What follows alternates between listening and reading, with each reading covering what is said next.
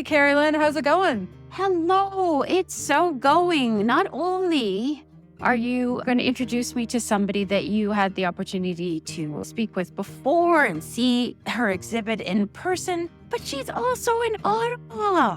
Yes, she is. I'm excited that we're going to chat with Ruth Steinberg today. Ruth Steinberg is a phenomenal photographer. And yes, we have to give a shout out to the fabulous Sadie, who is our producer for the podcast, who came across Ruth's work on Instagram and connected us with it and said, hey, this might be somebody you want to talk about. So kudos, Sadie, for always being on top of the cool things that are happening. That's right. We do wish to speak with Ruth today. We do. And I, as you will hear, I had a chance to actually go and see the exhibit. I was down in Ottawa for some work that I do with the Canadian Grief Alliance. And so made sure that I got to go and actually be in the art space and to feel some of the things that we're going to talk about. And unfortunately, by the time we're recording this podcast, the exhibit has closed, but that doesn't mean you can't access Ruth Steinberg's website. We'll link to that in our show notes so that you can check out some of these fabulous pictures that we are talking about.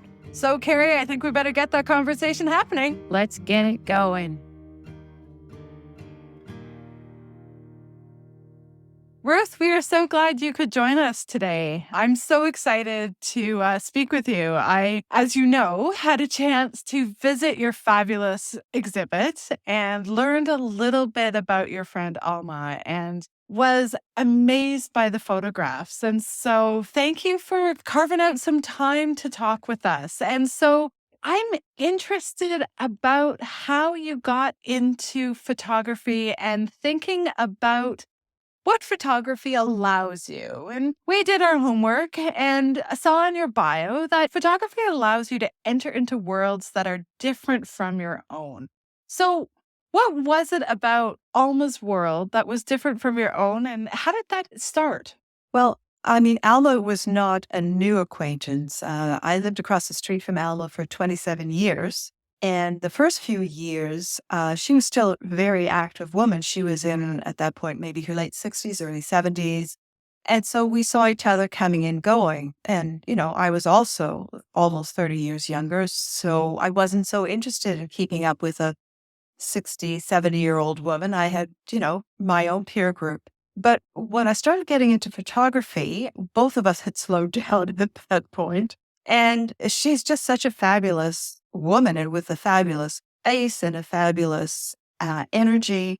And she had posed for the art school here, for the Ottawa School of Art some years before, so was very comfortable with her body and with nudity.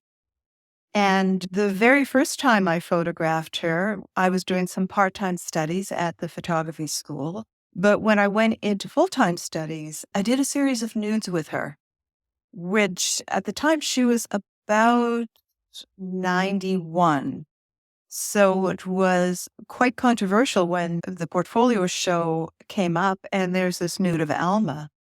And what that did for me was really spur on my interest about photographing seniors.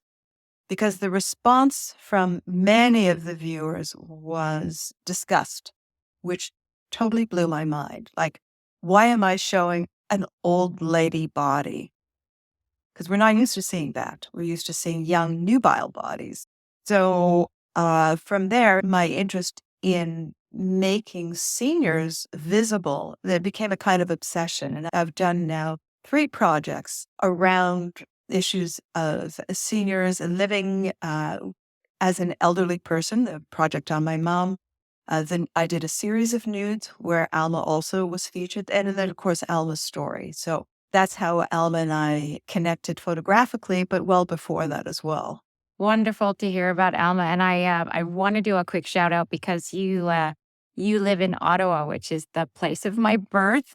And Ottawa is a very special city for me. I want to follow on with what you've shared, Ruth, and tell you that my reaction to seeing your exhibition virtually, I didn't get a chance to see it in Ottawa proper, is that there's such a poignancy in the simplicity and the fact that you have raw and realness in the photographs of Alma and the photographs of, I'm presuming, her partner or friend in one of them, etc. And again, we're talking about a woman in her 90s, but to zero in on this latest exhibition around the topic of Alma's choice to have medical assistance in dying, were these photographs taken organically? You discuss in the accompanying video that, you would go back the next day, etc. So perhaps you could tell us a little bit about when and how you took the photographs. And also, what kind of input Alma herself had in the way the photographs were taken? Well, as I previously mentioned, I had been photographing Alma and her late husband, Wiley, but more so Alma, for about 10 years. And while she was able to see the photographs, she was very much a participant in terms of seeing the end result. And she really loved my way of photographing because I'm not trying to make things pretty. I don't want to evoke pity because Alma's not a woman to be pitied. But I do want to talk about the reality of being a woman in your 90s. And so some of the details in the photographs speak to that, what the reality of life was for her. So photographing her was not new. And she had been talking about MAiD. She had mentioned MAiD even when Wiley was alive. But Wiley died in June of 2019. And that's when the issue for MAiD became very clear to Alma. And her only concern about it was knowing when would be the right time. And she was very wrapped up in that question. When would she know? How would she know? And because she felt uncertain about that, that's the only time she, in my mind, was unhappy with the state of her life, not being able to see and not being able to do the things that she had previously enjoyed. But once she settled on MAiD, and it was really a year later, June of 2020, we had scattered Wiley's ashes in the river. And around that time, she said, you know what, I woke up this morning and I decided I want to have MAiD in the fall. And immediately her spirits lifted because she kind of had her destination and she was prepared. And when she told me that, my first reaction was, oh my God, I'm only going to have so much more time with you. And I said, can I continue to photograph you? And she said, yes. And it wasn't necessarily to do a project, but I wanted as much time with her. And she loved being photographed. She was a ham for sure. And she loved it. And it was there. When you're working that closely with someone, there's an intimacy that's very special. And oftentimes visits would be to make photographs or visits would be to have conversations. And so it was a very organic process.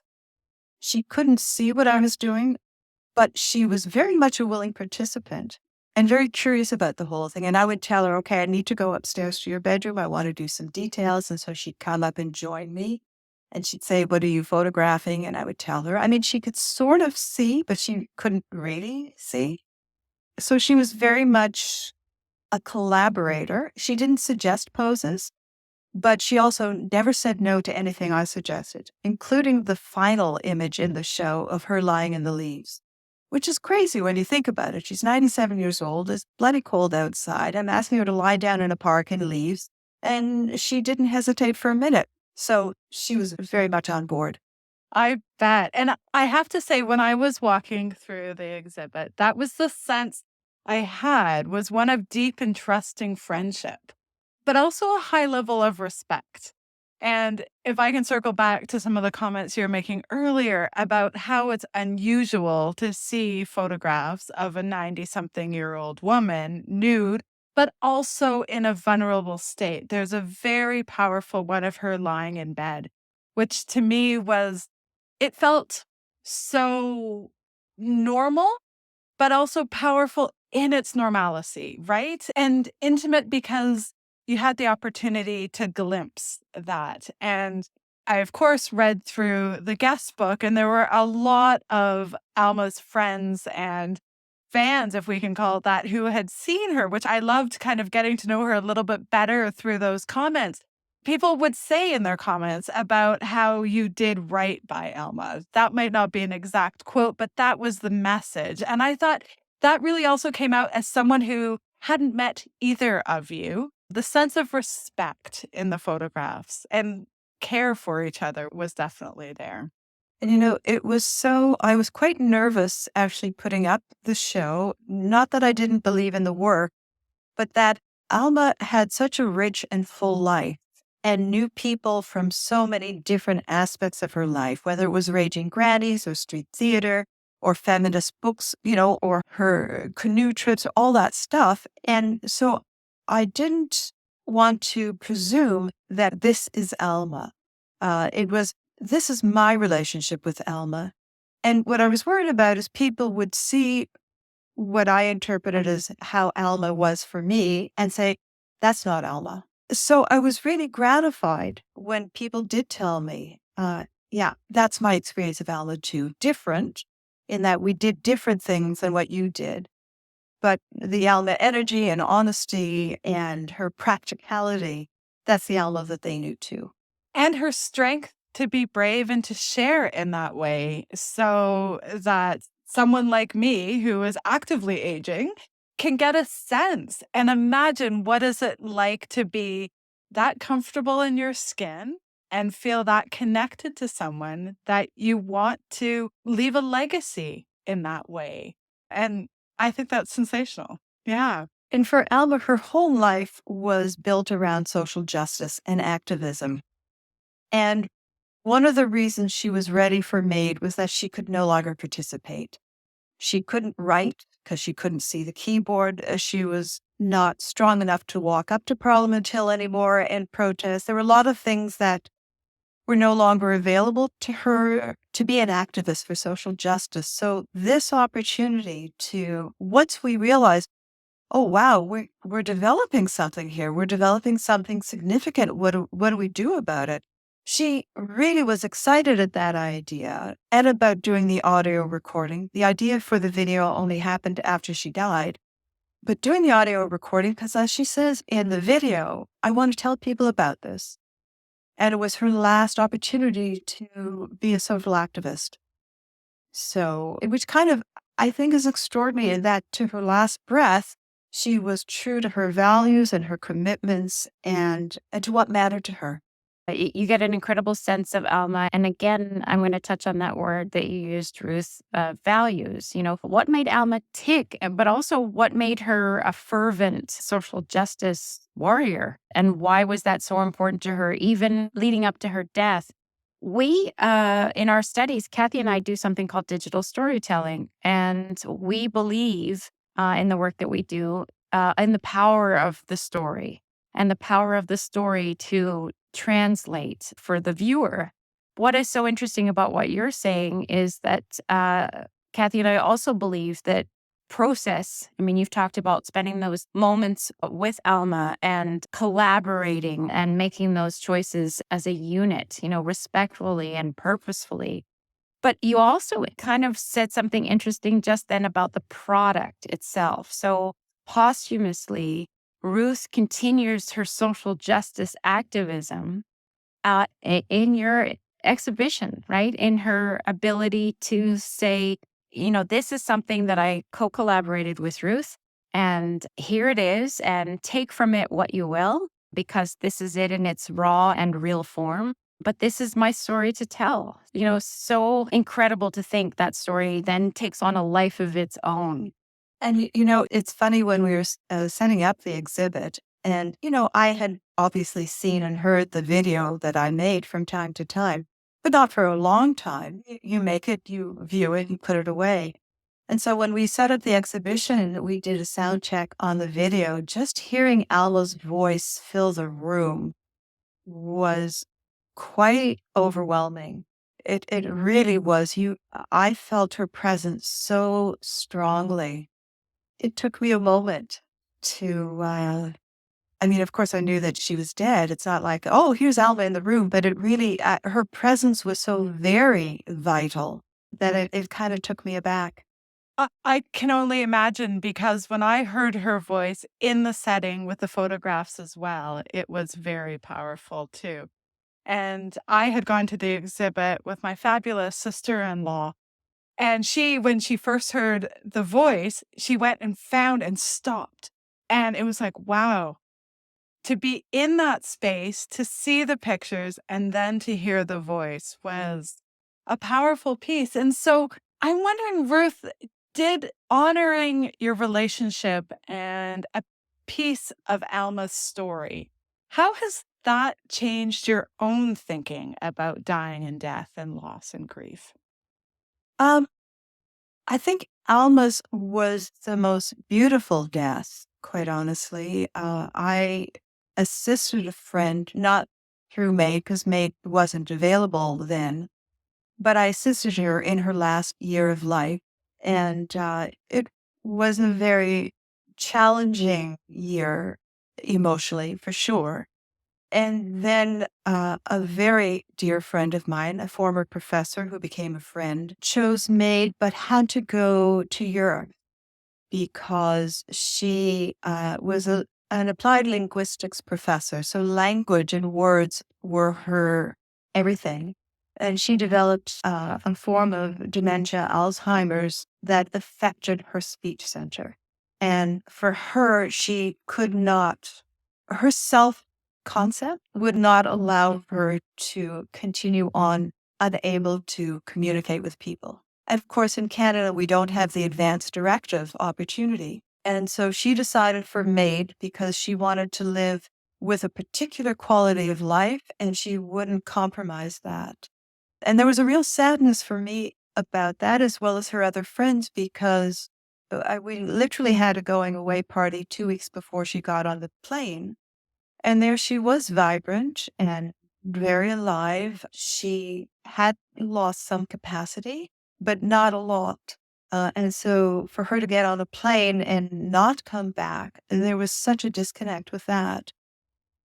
And I respected her wish to die on her own terms and with her sense of self intact. That was really important.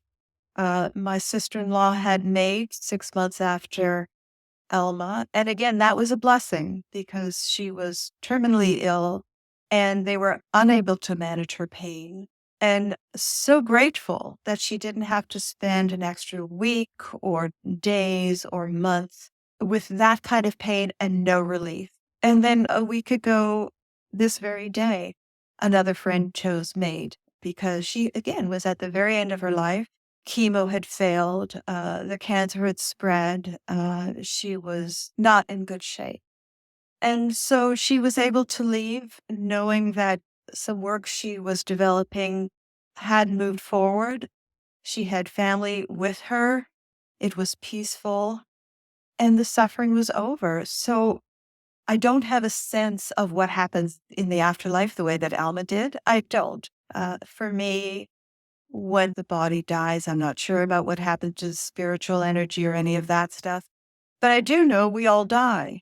And to deny that fact is to inflict endless pain on oneself. And so I've really come to accept my time will come. I've had 2 cancer events myself where I really felt my mortality. The first one, I was in my mid-40s. So suddenly I was very aware that, oh my gosh, this could happen. This could happen to me. It could happen when I don't expect it. So now it's not that I expect it. It's not that I'm looking forward to it, but I accept it. It's going to happen. It's going to happen to my mom. She's 99. Going to happen to my brother. We're all going to die. So if there's a way to do it with dignity and without suffering, I am grateful that MAiD is available. I've seen too much suffering. Thank you for all of that, and especially for your sharing of, even the recent death of your friend who chose MAiD. And thank you for making those connections, because I think that that really helps us understand that you included Alma's thinking that there's a difference between being alive and living. And you've really summed that up there, because the people that you love and who have died decided that they weren't necessarily living the life that they wanted to be living anymore. Alma couldn't read, therefore she couldn't write, and getting to Parliament Hill to protest, which I can only imagine she was there regularly before this time. Yeah, that for her was a very different way of life, and it was being alive.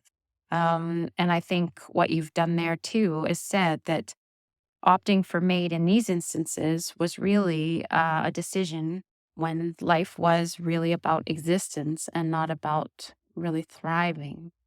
And I think too, what's curious about that too is that, again, I'm going to circle back to that idea of, you saying, here's what happens, take from this exhibit what you will.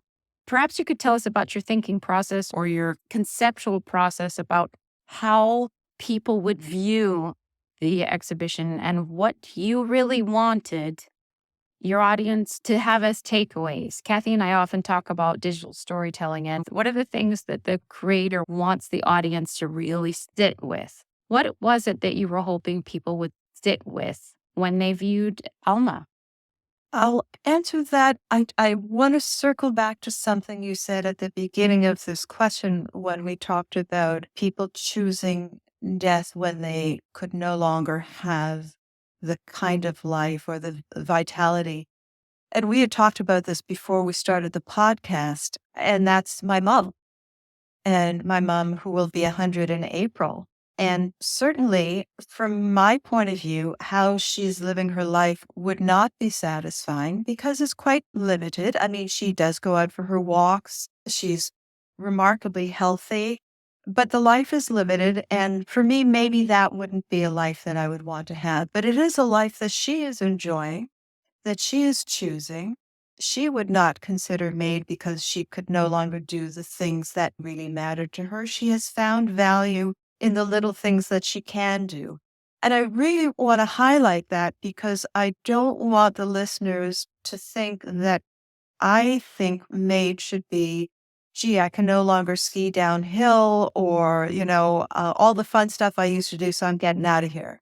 Everybody really defines their own quality of life. And Alma, aside from the fact that she couldn't be a social activist, she was blind. She needed a lot of support. I mean, I lived across the street, so it was easy for me to go and read the labels on her medication or write things for her or take her blood pressure. There were people who took her places. She walked with a cane because her arthritis pain was significant. So it was more than just, I can no longer be a social activist. The body was giving out.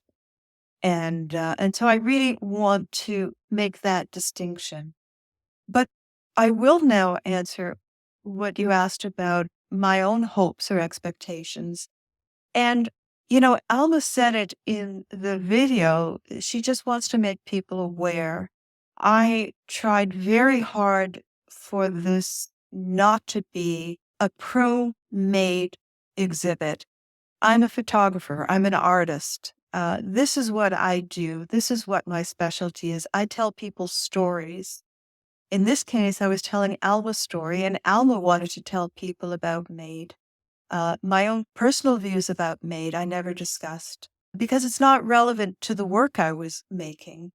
It was relevant to Alma's story. And so what I wanted, what I hoped for, was that people could enter the space, have a conversation around dying and death and MAiD, and really be able to not confront as in aggressively, but to come to terms with death and dying.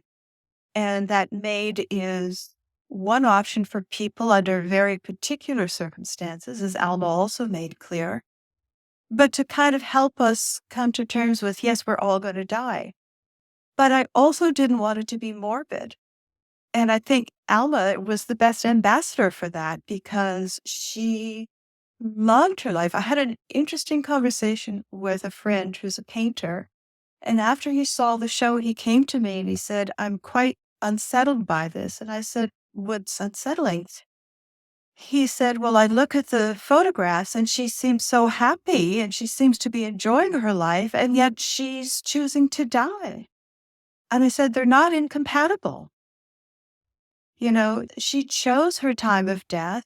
And she was going to enjoy her life, every moment of her life, until the time of her death. I thought that was a beautiful tribute to living life fully. Oh, mic drop right there, Ruth. That they're not incompatible. Absolutely. But I would say one of the things that surprised me about the exhibit, as someone who thinks and reads and talks a lot about MAiD and medical assistance in dying, that was just one part of the exhibit. It was, in some ways, a celebration of Alma through the photography, through people giving witness to that, through the video, and through the comments in the guest book. To me, all those things were really synergistic. And it was the message I left with was there was a strong woman who lived life well. I love that she was a raging granny. I'm a big fan of raging grannies. I teach a gerontology course. I always show a great video. And so I was thinking about that, and someone for whom at the end of her life, she chose MAiD. But there was so much more richness and life that occurred before that. And that for me came across really clearly. And so I'm interested. I could obviously see in the guest book what people were saying, and I could hear some of those conversations starting that I think you were hopeful that your photographs, your art would inspire in people.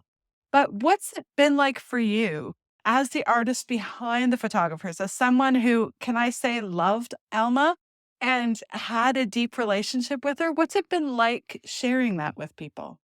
Yeah, I did love Alma. I look across the street at her house, which has been, renovated and upgraded and all the rest. And it's still Alma's house to me. It's still very much Alma's house. And I'm so glad I have lots of images of Alma from before this project also and with Wiley.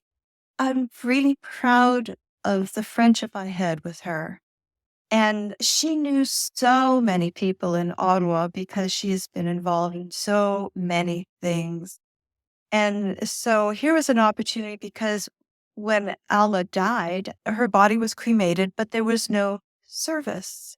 The ashes went to her daughter, and there was no service. We had, for those of us who attended MAiD, there were 6 of us, we got to have a lovely time with her. But there was no gathering afterwards for other people. And so I gave an artist talk, and a lot of Alma's friends attended. And that was fantastic because, again, for one thing, it reassured me that, yes, I presented her in a way that they are familiar with her too. And then they started swapping stories, and I had heard some of them, but some other ones were just hysterical. And so it really was, in a strange way, a celebration of life in this photography exhibit, which I couldn't have asked for anything better. I can only imagine what that must have felt like. And what I think is so lovely about that too is that I think Kathy's question for me really sparked on that idea that loving Alma doesn't stop because Alma has died.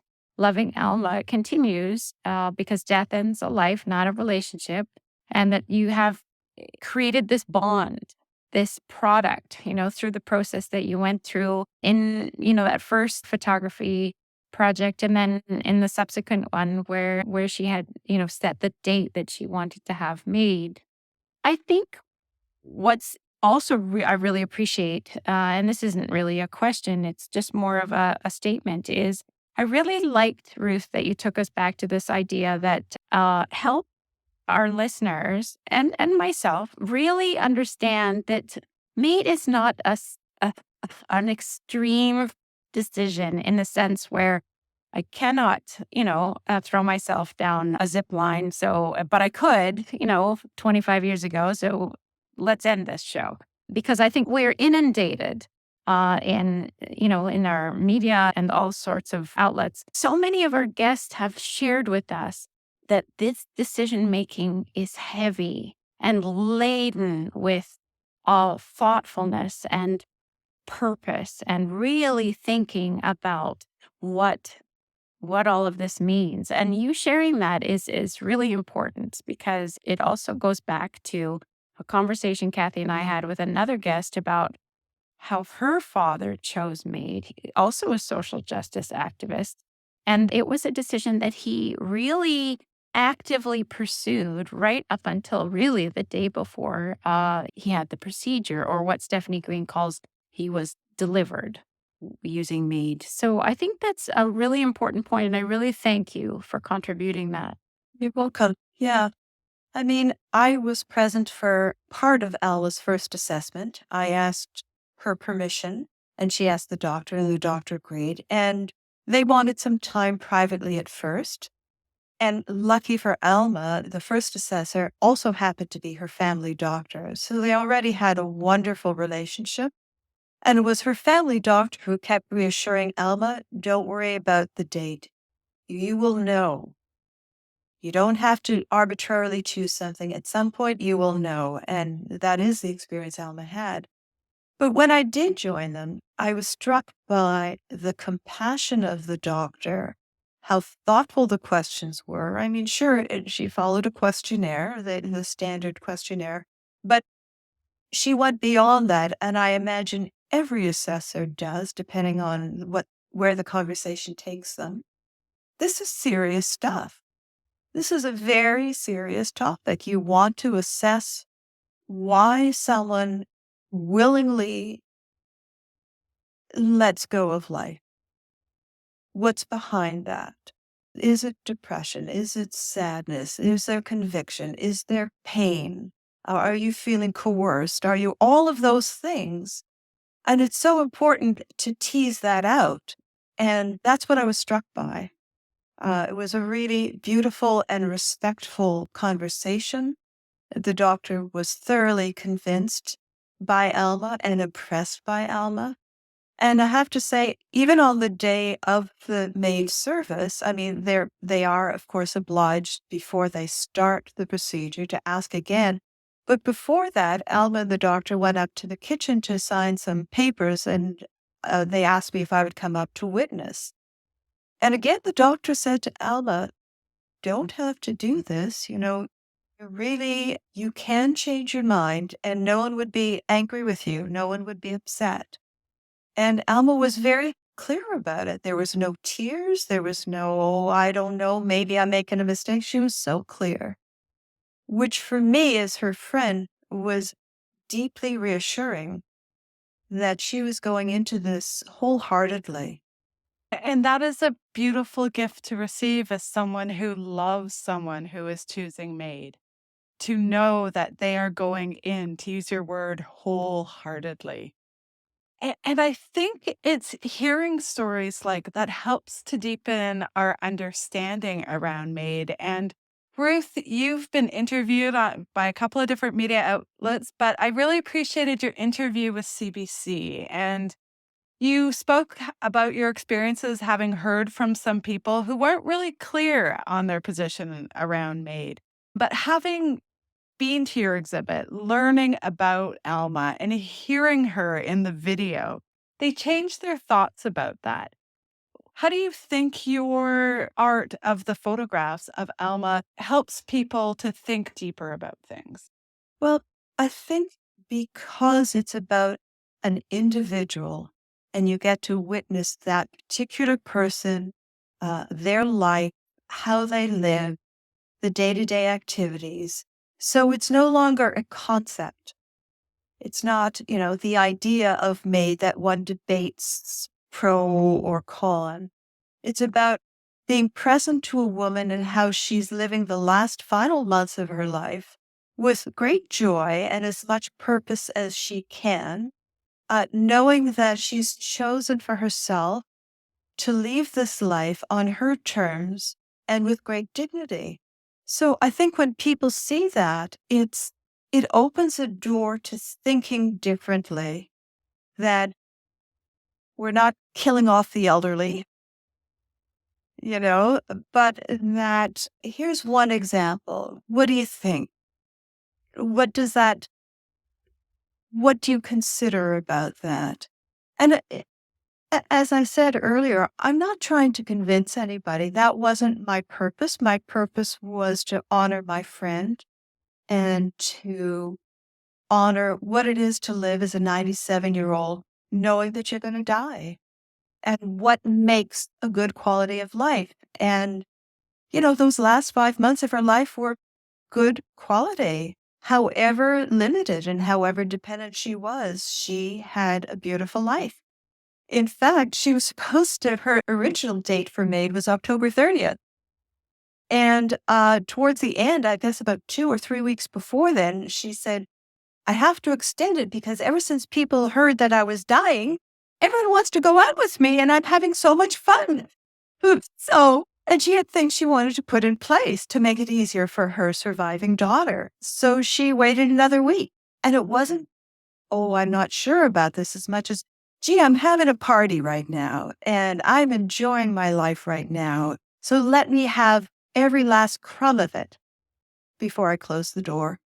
I think that's so lovely because it really, again, emphasizes her point about the difference between what brought quality to her life. And I think what you mentioned about how that can change depending upon the context in which we find ourselves, What I really loved about what you just shared, Ruth, is the idea that your project was able to give the viewer an opportunity to turn a concept or an idea and humanize it, because there was Alma and the months preceding her having MAiD and this opportunity to meet her and hear her and really get to know her in the context of the fact that she had chosen to use medical assistance in dying. And I think that's, again, speaks to that value of the human story in helping convey those things. What's next for you, Ruth? Where do you think you and your photography will take you next? Well, after I finished the project with Alma, I had been photographing my mom ongoingly since 2015. And it was really important for me to honor her. And she's still alive, thank you, and enjoying her life. But it was important for me because Alma was getting a lot of my attention, and my mom was very supportive of that. And I didn't want my mom to feel that my love for Alma in any way supplanted my love for her. And also, my mom has a very different story from Alma's. I think they were about 6 months apart, or maybe the same age. Alma was November, and my mom is April. So pretty darn close in age. But my mom has good vision. Her hearing is terrible, but she manages even with her hearing aids.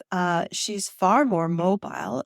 She uses a walker now because she had a couple of falls. So physically, she's more robust. And it's not that she had fewer expectations of what her life should mean, because she was a geriatric social worker by profession. So she did a lot of very good work in her life. But she doesn't feel the need, I don't think, to be a banner waver or anything like that. She's quite content to live a simpler life and a good life. And I felt it was really important for people who tend to pigeonhole what seniors and the elderly are like, because what we're getting in the media is either very sad stories of seniors with dementia, or we're getting what I call the advertisements for retirement centers, where everybody is smiling, has very nice capped teeth and pearls, and they're raising a glass. And I'm thinking, well, I'm sure there are people who are like that too, but there's an awful lot more in a different place, and we don't see that. And again, it's kind of like my mission is to pull the curtain back and allow younger people to imagine, just like they might imagine their death, as in the Alma show, but to imagine what it might be like for them to be older, what that really is like. And so much like the photographs of Alma, the photographs of my mom are not romanticized. I don't have mom in an apron at the cookie sheet because she stopped baking years ago. And a lot of the images are quite, stationary because she does a lot of sitting now. She's 99 for Pete's sakes. But she reads and she's engaged and she goes for walks. And this is another reality that we need to acknowledge and see, because it's not evident in our culture. We tend to shy away from death. We tend to shy away from aging. We do, unfortunately. But it's exhibits like the one you've been talking about, and I'm hopeful that there are others coming down that you will pull back the curtain so that we can learn in different ways about voices and people who are living real lives that we don't have the privilege to learn about. So, Ruth, I want to say thank you very much for using your artistry as a photographer to help us to see things and to be challenged in different ways and to understand the beauty that there is as living well until you die. So, thanks so much for joining our podcast this evening. Oh, I have really enjoyed our time together. Oh, me too. It was a wonderful conversation. Thank you so much. Thank you, Ruth. It's been such a pleasure. And please give our best to your mom. We look forward to exhibits. I have to find a venue first, then we'll talk. That's great. Oh, thank you so very much, Ruth. Kathy, what an incredible opportunity to speak with Ruth Steinberg. I know I've had a couple of conversations with Ruth now, and each time I'm struck by how lucky we are to have artists in our world. People who can see the humanness of life and communicate that to us in a way that holds on to you in a different way than a research study does, or I hate to say a podcast, but those art pieces. Like I can close my eyes and I can see the picture of Alma lying in the leaves. Absolutely. Yeah. I think that's so true. And I think that ability, again, that humanness or the putting a face to what Ruth said was, really just an abstract kind of concept, as she was saying, something we debate about, the right to do this and the right to do that. And suddenly we see Alma's beautiful face and the joy that she's expressing in those months leading up to her death. And also this idea that here we've got this raw and real, expose really of what it looks like to be 97, living your best life until you die. And I also thought, what a beautiful way to honor a friendship. I think COVID has changed the way that we engage in social mourning, but we're also shifting that as a society in terms of coming together and honoring someone. And I love when she talked about how, when she did her artist talk, that's when people came out to share their stories, because we want to do that as human beings. We want to talk about how people touched us and what they meant to us after they've died. Hopefully, we're doing some of that before they die, of course, but we also need the opportunity to do that in groups after people died. And I think you're absolutely right. And what I love about that in particular is that human beings are creative beings. And when we are forced, global pandemic, to really think about new and innovative ways to celebrate a life, we find those new ways and we say, well, sure, we might not all gather at Turner and Porter. This is not an advertisement for Turner and Porter funeral homes, but we might be able to sort of celebrate somebody in a sense because we're now in this venue and we're talking about this legacy pieces, essentially, that Alma has left us. Agreed. So how about let's challenge our listeners a little bit out there. If you know of somebody who is doing some legacy making, is considering accessing MAiD or has accessed MAiD, and maybe friends and family want to share the story of a death that was creative, that was choreographed in some way, that there was special food or music or some sort of connecting or ceremony that might have occurred. We'd love to hear from you. We would love to talk about what people are doing in anticipation of the end of their lives when they've accessed MAiD, and how and if MAiD allows for people to prepare in different ways. Please let us know. All right, until the next conversation. When did we get here, and how your story